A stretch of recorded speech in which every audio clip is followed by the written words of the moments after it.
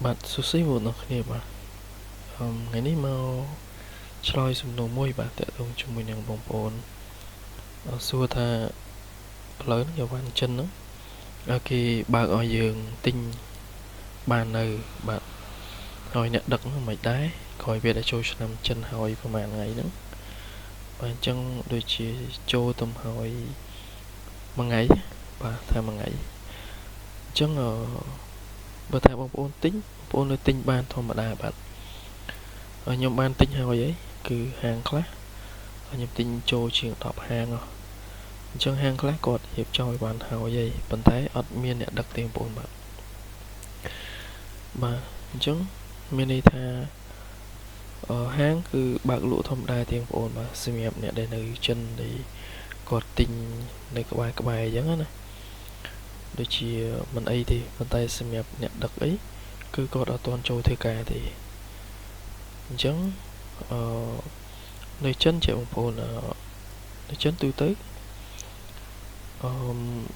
អ្នកដែលធ្វើការឯក៏អ្នកដែលមកការងារអីវាចិន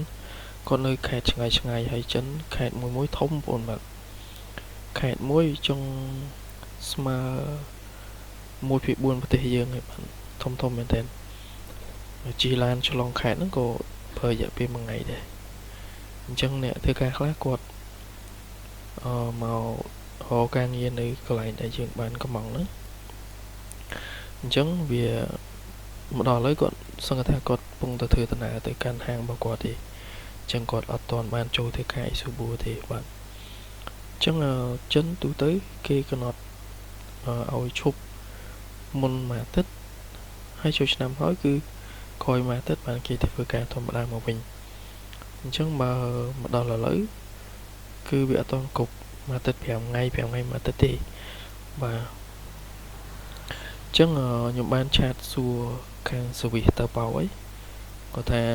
ថ្ងៃ25បានអ្នកដឹកចូលធ្វើការឯកូនអ្នកនិយាយរួមទៅគឺចូលធ្វើការទាំងអស់បាទគឺចូលធ្វើការទាំងអស់មិនថាក្រុមហ៊ុនអនឡាញក៏មិនអីគឺខាងប្រទេសចិនគេកំណត់ថ្ងៃ25ឲ្យចូលធ្វើការទាំងអស់គ្នាបាទហើយថ្ងៃនោះចង់ថ្ងៃអាទិត្យហើយក៏សៅរ៍គឺគេត្រូវលើកទៅថ្ងៃច័ន្ទអញ្ចឹង2ថ្ងៃទៀតបាទហើយនៅចិនគឺថ្ងៃសៅរ៍ថ្ងៃអាទិត្យគឺហាងខ្លះធ្វើការទេ delay ចោលប៉ុន្តែគេអាចទុកអីវ៉ាន់ដើម្បីឲ្យអ្នកដឹកគេមកយកបានបើសិនជាយើងកំងពីថ្ងៃច័ន្ទដល់ថ្ងៃសុក្រអញ្ចឹងបងប្អូនអញ្ចឹងអត់មានអីទេបងប្អូនបាទអញ្ចឹងបងប្អូនត្រូវចំណាំថាចិនឈប់ធ្វើការមួយអាទិត្យមុនហាងខ្លះអាច10ថ្ងៃមុនបាទហើយក្រោយពេលដែលចូលឆ្នាំចិនហើយគឺបើសិនជាហាងលោកបុគ្គលិកនៅឆ្ងាយ